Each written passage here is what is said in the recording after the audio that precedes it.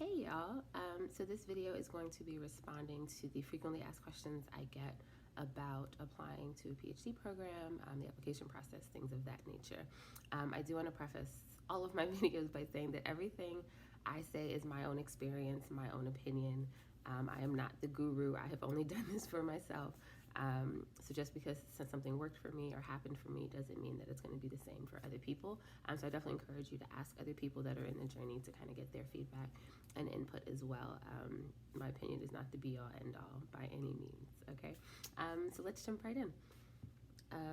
So the first question, which is actually tied, I would say, to my second question. So how did I choose my program, and then how did I know PhD over EDD for me? I think for me, that's actually where I started, knowing I wanted PhD programs and not EDD programs. And it's a big conversation in the academy in terms of like which one's better, which one's higher. I think it's all nonsense. I don't think one is better than the other. I don't subscribe to that way of thinking at all. I think it just depends on what it is you want to do with your degree. For me, I knew I wanted to get a PhD because I was really interested in research. I wanted a research heavy program. I knew that I wanted to be a faculty member 110%. Like, I know that it's teaching is my heart and that's what I wanted to do. So teaching and research is what I see myself doing for the rest of my life. And most of the EDD programs I was looking at tend to be practitioner based and for people that are still working full time as student affairs professionals and kind of want to go back into the administrative side of things. And I knew that that's just not what I wanted or where I was going professionally. And that's not to say that EDD programs don't also value research, right, and things of that nature. I'm not saying that by any means. I just knew that for me, I wanted to be a full-time student. I wanted to do research full-time, and I wanted to go to into the academy. So for me, that's why I chose a PhD. Now, had I thought about going back into student affairs and doing something like that, then absolutely I would have gone the EDD route, but I have professors that have EDDs, right? And there are people with PhDs that go into student affairs as professionals. So I don't think that one means you can't do the other. I think for me, I know that this particular route was the best for me. And so far that has proven to be true. So that was the first thing for me, knowing that I wanted a PhD over EDD, which presented a little bit of difficulty for me just because I knew I wanted to do higher education. My background is in K-12 school counseling, and I knew I wanted to switch over to higher ed. And the majority of programs that I was finding were EDDs in higher ed, ironically. So I feel like that was a little bit of a struggle for me. So I kind of had to really do my homework to find programs that fit. My program that I ended up choosing was a perfect fit for me in terms of the way they sold the program. It is a cross-disciplinary program. So basically we all focus on some aspects of inequality in education, but we're allowed to pull in whatever we want.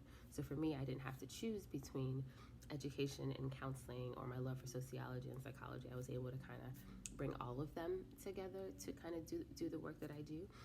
And for me, that allowed me to feel whole academically, because I feel like a lot of other programs made me feel like I had to choose parts of myself that I was allowed to kind of invest in professionally and academically, and this program didn't make me feel like I had to do that.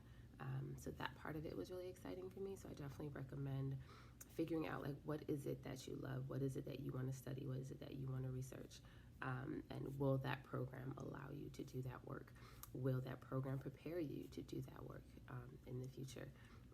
And for me, I felt like I could breathe and be free to just explore and do all of the things that I wanted to do professionally and academically. So for me, it felt like a really good fit. The next question was funding. How do I handle funding? I was very intentional, very, very intentional about only applying to programs that are fully funded. I paid for undergrad and through loans and all of that stuff. I did not pay for my master's. I did assistantships and things like that, and I knew that I wasn't going to take out any loans and pay for my PhD either.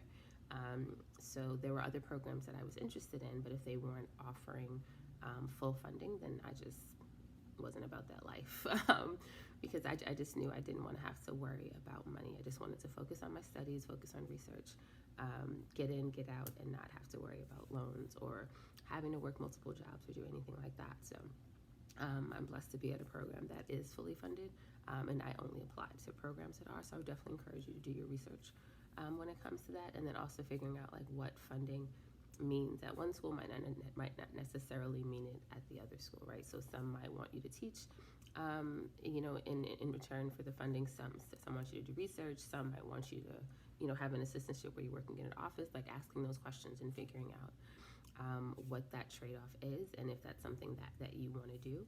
I would have been fine with any of it. I do research at my institution in return for my fellowship, but if they had me teaching or working with students in an office, like I would have been fine with any of that. But I know for some people that might not be the case. So definitely look into that and kind of figure out what the packages look like, and if it's something that you're okay with. Okay, so the next question was asking about how do you stand out on applications when your background is different from the intended program? So I think this is really about perspective. First, making sure that your perspective is that you belong in this program. It's going to be a lot harder for you to sell yourself to someone else if you're not willing to buy it yourself, right? So believe that you belong here, belong there. And then also understanding that you having a different perspective is actually a positive thing and not a negative thing, right? So as an educator, if there are 5 of us in a room, we can come up with some really dope ideas. But if it's 3 of us and there's also, a scientist and an anthropologist in the room, right? They can think about things in ways that we might not think about because we've been trained as educators. And that diversity of perspectives is wildly beneficial. So definitely being willing to explain that to an admissions committee. So yeah, you might not have done A, B, and C in terms of that specific field that you're going into, but you have done all of these other things, right? And now these skills are transferable into what it is you're going to be doing moving forward. So kind of spelling that out for them, and then also explaining why it is you're choosing to make this change, right? Showing that you're passionate about it, and I feel like your passion coupled with your transferable skills will be able to show a program or an admissions committee how valuable you are as a student. So don't think about it as a negative thing at all. The fact that you're coming from a different field, I think, is actually a plus and not a negative. Similarly, I got a question about what do you do, let me see, I don't want to misquote it. What to do if your research interests don't match any of the professors at an otherwise ideal program. So actually, at my institution, none of the professors here do my work, but I still chose it because I felt like the program was a really good fit for me, and I loved the professor that I was going to be supporting. Like I said earlier, like I do research in return for my funding, and although my advisor at the time didn't do my work, my background allowed me to still support him, right? So I was still a good fit for him, and really still a really good fit to be on his team in terms of doing research because my background was in the work that he does. But in terms of him being able to support me the way I needed, I couldn't necessarily get from him. So I just found ways to get support outside of him, and outside of my institution. Actually, my mentor now is in Utah. And I was very intentional about finding that, and I'll talk about that in a different video, just in terms of like how to build your own support system and things like that, if you guys are interested. If y'all are interested, I don't like to use you guys. But yeah, so if y'all are interested in that, I can do that. But just knowing that, yes, even if the faculty members there might not be specifically focused on your area, there are other people that maybe outside of the college, outside of the university, that you can kind of reach out to and kind of get support. But then also understanding that every school is different, right? So my advisor was dope, and he knew that he didn't have the background to help me the way I wanted, so he encouraged me to go out and find these other relationships.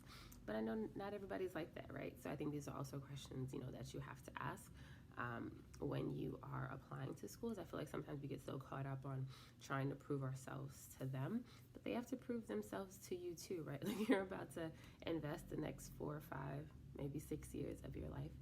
somewhere, and it should be a mutually beneficial relationship. So don't be afraid to ask for what you need and what you want.